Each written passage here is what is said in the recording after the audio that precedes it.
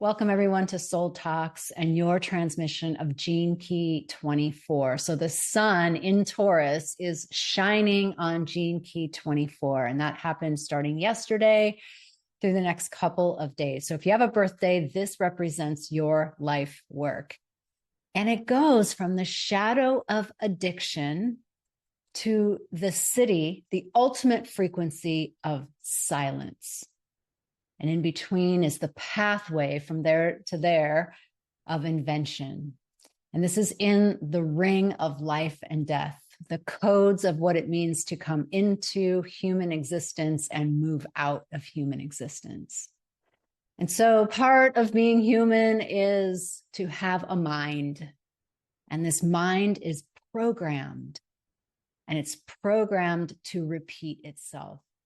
And it's programmed by past lives and conditioning that is in utero, conditioning in the world in the realms before we even got here. And it's conditioned most profoundly by our family of origin and the circumstances around the ages of 0 in utero to 7 years old.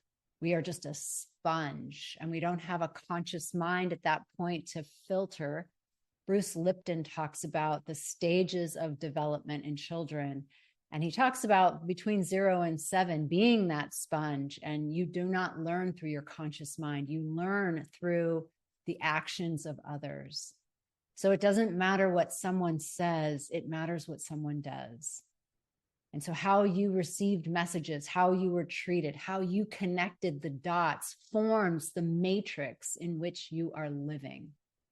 And that matrix is itself addicting.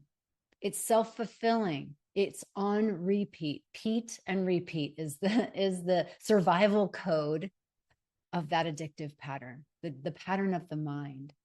So today we're going to look into that, and we're going to blow it up, because astrology is asking us, especially when we've just been through this Jupiter-Uranus conjunction, it's asking us to think differently.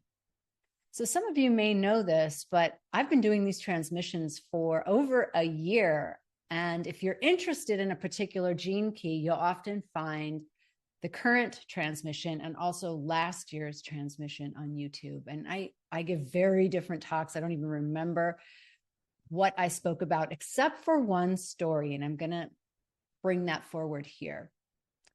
In Gene Key 24, the Siddhi, the Siddhi, the divine frequency, the essence of this gene key and this genetic code is silence. And if you've ever been in a place of silence, it is transformative.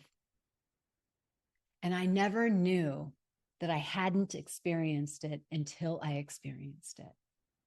And I share the story in the last year's video, and I'll say here that I was in Tulum, and I was invited into a very old Mayan cave. It was a hole in the earth, and we went down into that hole. And there were parts of it that we had to crawl on our bellies.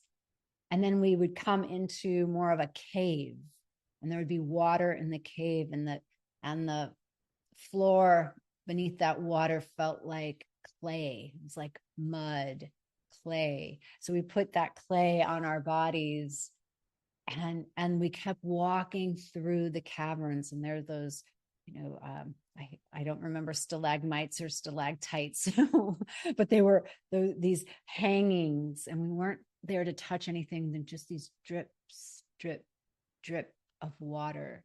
So you can feel the scene, and we get to this place that feels like an altar. It's like a slab that's available, and some of the Mayan elders had put things on that slab to pay homage to the ancestors.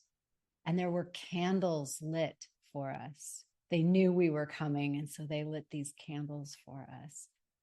And there was 3 of us, and we sat around that slab, this altar. And we could hear the echo of our voices in the cave, but something at some point just spontaneously had us close our mouths. And we all tuned into a silence That was earth shattering. That was take your breath away. So we live with that silence inside of us. That is from where we came. And that is, as the Gene Key says, the returning. The I Ching says, this hexagram is called the returning. And this is where we will return. So I like to presence this silence during a new moon. I talk about creating from the luminous void, that no thing, that nothing, that is everything, that is the substance of consciousness, that is the substance of love. And so when I heard the sound or felt the frequency of the silence, it was shattering. And what did it shatter? It shattered who I think I am. It shattered the mind's predominance in the world, in my world, in life, like thinking, driving everything, right? Thinking and ruminating and turning in on itself, thinking. It just shatters it. Stillness. And there's an eeriness in it. And at first I noticed this speck of fear. What am I going to find? What am I going to find if I allow this silence to penetrate me? And really, that is the heart of the addiction. It's the heart of the addiction, the fear that something scary, evil, wrong, horrible, which is what? Which is what to the ego?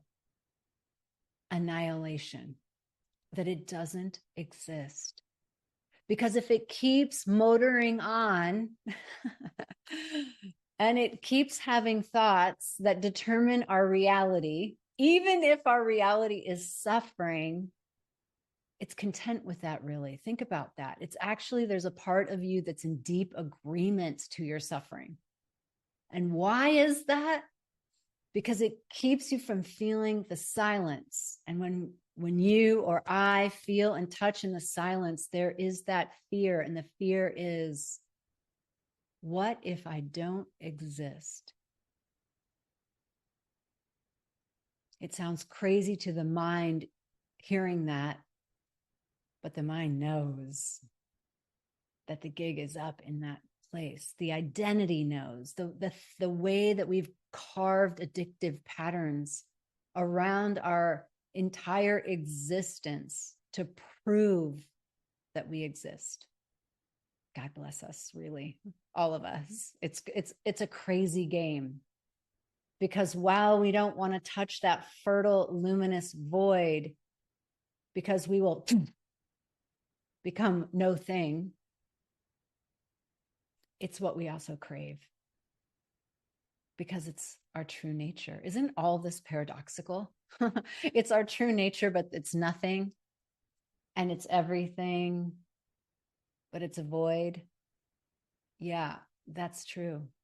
And as you move into more of who and what you really are, and shed the conditioning of your upbringing, of the patterns, and of your shadow, bringing the shadow into light and seeing, then the opportunity opens to touch this place more and more. And so the gift frequency gives us a little bit of a hint on how to do that.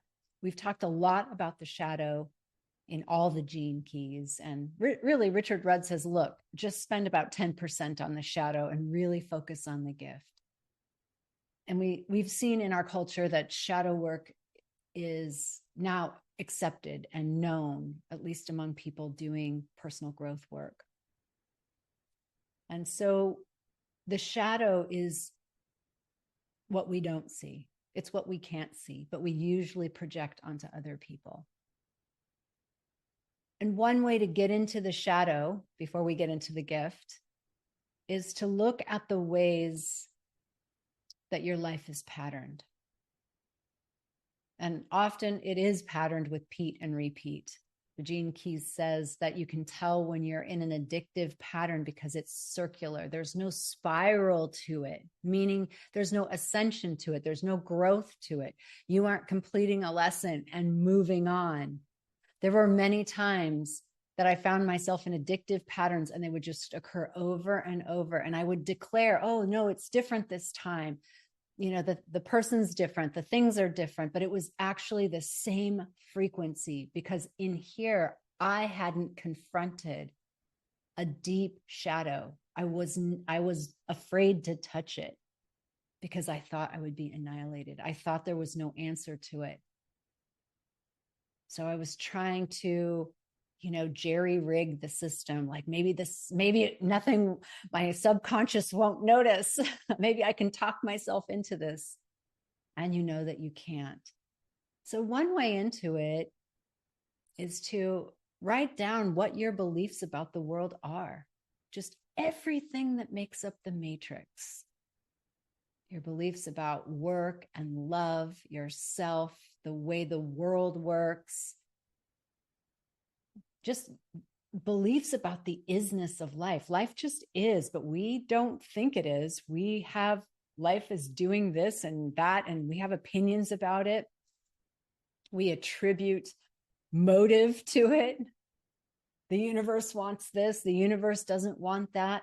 Write everything down and let it come out onto paper. One of the things Byron Katie did when she gave us the work is she said that you can't do this kind of stuff with the mind in your head. You must do it on paper or with someone else out loud because the mind is very slippery. So take a moment and write down some of your assumptions about life, some of your assumptions about money, about your success. I think I've said this on other videos that it's really interesting to have longevity in friendships because you can still see the same patterns in people, even if they've cleaned them up, even if I've cleaned them up. So that means that those patterns, those addictions are deep and they take really conscious effort to choose out. Gurdjieff was a spiritual teacher at the turn of the last century, and one of his students, Opensky, wrote a little book about autopilot, being on autopilot. And because Gurdjieff used to say that everyone is like a machine and we're just acting out the instructions of the machine, which is really to say that we are encoded. We are encoded with a certain program. But it takes something. It takes rigor. It takes truth telling. It takes discipline. It takes commitment and grit and all those things to actually choose out of the pattern. And life does support and help us out. So let's move into the gift frequency. So once you've done that and you kind of see your matrix, I find you don't really have to do much else, but really know that that's the way you're playing the game. And then life will serve up the opportunities to make new choices. And here's where the fun begins. The fun is in the gift of inventiveness, invention.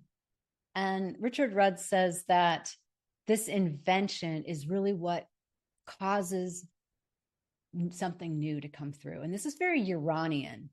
So if you've been following astrology, we've had the Jupiter Uranus conjunction, and we also have Pluto in Aquarius. Aquarius is ruled by Uranus. So we have this energy coming into this new cycle, all about change and being different, being innovative, coming through with something very new, very fresh.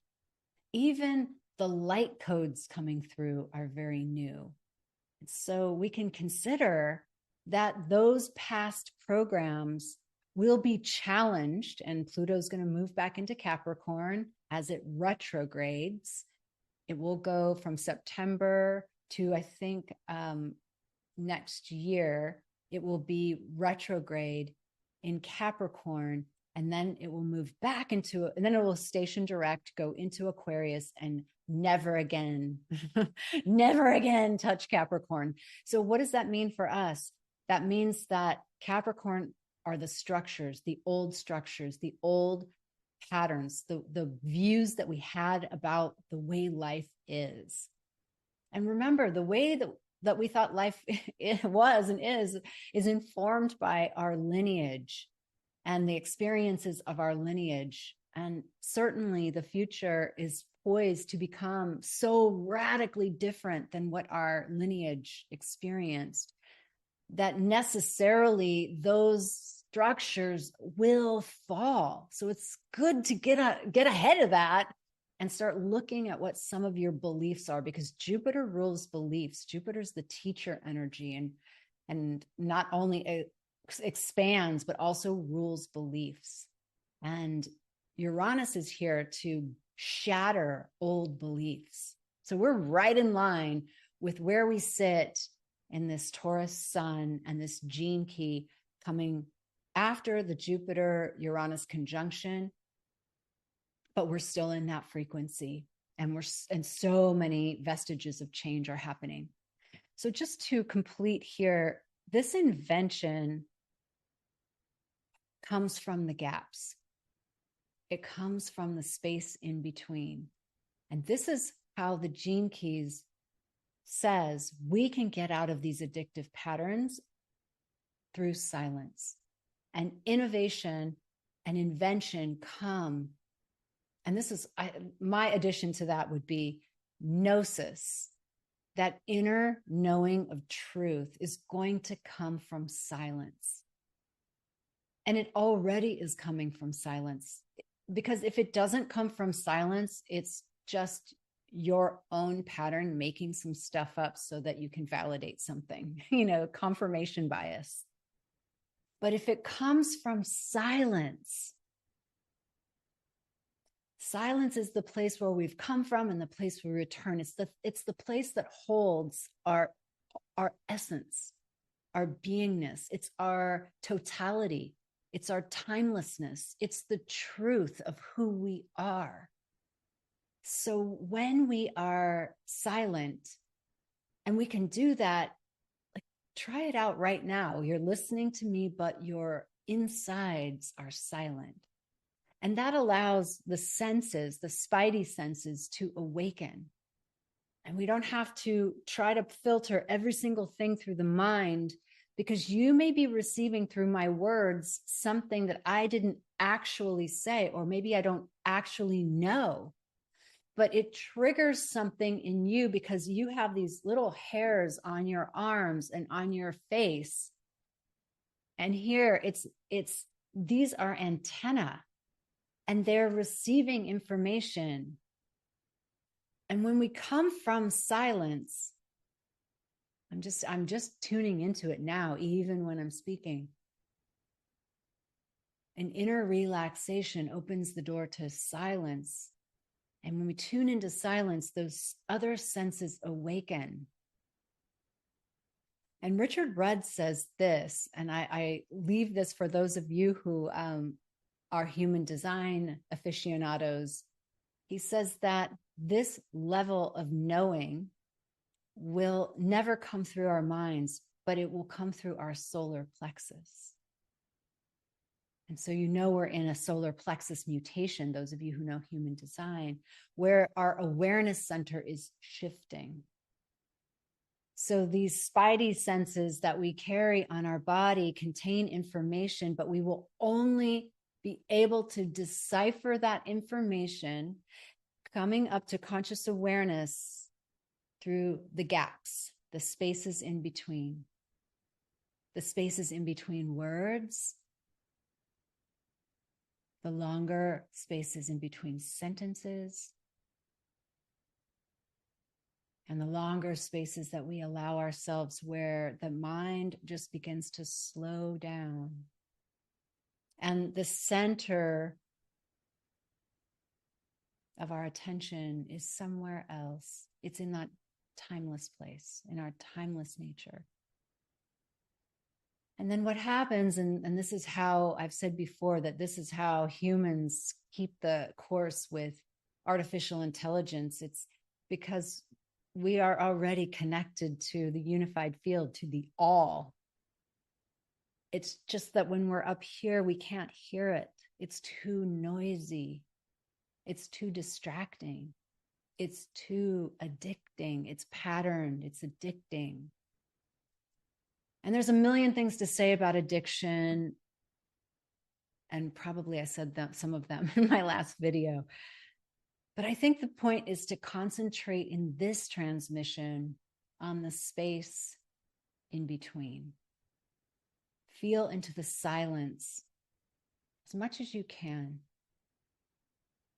And let it shatter your beliefs. Let it shatter the architecture, the scaffolding of your matrix. And you might say, well, why would I want to do that? It takes a lot of work to build these things, and there's certainty in them. Yeah, it's true. And they're probably going to get shattered anyway, because life as we know it is drastically shifting. And the only way to stay grounded is to stay in the timeless place. So I'm going to end here. I hope that serves you.